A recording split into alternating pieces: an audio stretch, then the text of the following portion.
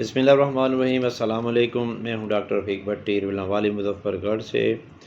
तो नाज़रीन, ये एक सवाल पूछा गया है कि जब चिकन पॉक्स बच्चों में होता है तो उनको नहाना चाहिए या नहीं नहाना चाहिए।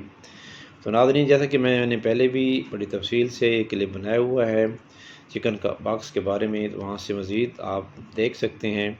तो इसमें मुख्तसर बताते हुए कि चिकन पॉक्स एक वायरस की बीमारी है जिसमें बुखार और फ्लू की अलामत के साथ साथ जिसके ऊपर रैशेज़ निकल आते हैं और उसमें दर्द होता है और इचिंग होती है, काफ़ी ख़ारिश होती है।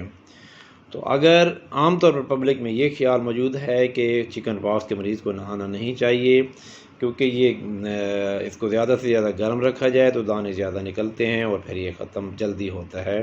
तो नाज़रीन, ऐसी बात हरगिज़ नहीं है। ये अपना वायरस की बीमारी है और हर अपना लिमिट पूरी करके जाती है। तो इस तरह का ख्याल ये हरगिज़ दुरुस्त नहीं है कि नहाना नहीं चाहिए। जब नहाएंगे नहीं तो वो उसके जो रैशेज़ निकलते हैं तो उनमें सफाई सुथराई का ख्याल नहीं रखेंगे, नहाएंगे नहीं तो फिर वो उसमें इन्फेक्शन ज़्यादा हो जाएगी और पीप पड़ जाएगी और वो कॉम्प्लिकेट हो सकता है।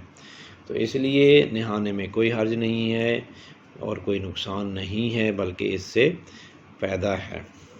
तो नाज़रीन, उम्मीद है आपको ये सवाल का जवाब मिल गया होगा। तो इसको आप लाइक करें और अपने दोस्तों में पोस्ट करें, और इसको अगर मेरे चैनल को सब्सक्राइब नहीं किया है तो इसको सब्सक्राइब भी कर दें। शुक्रिया।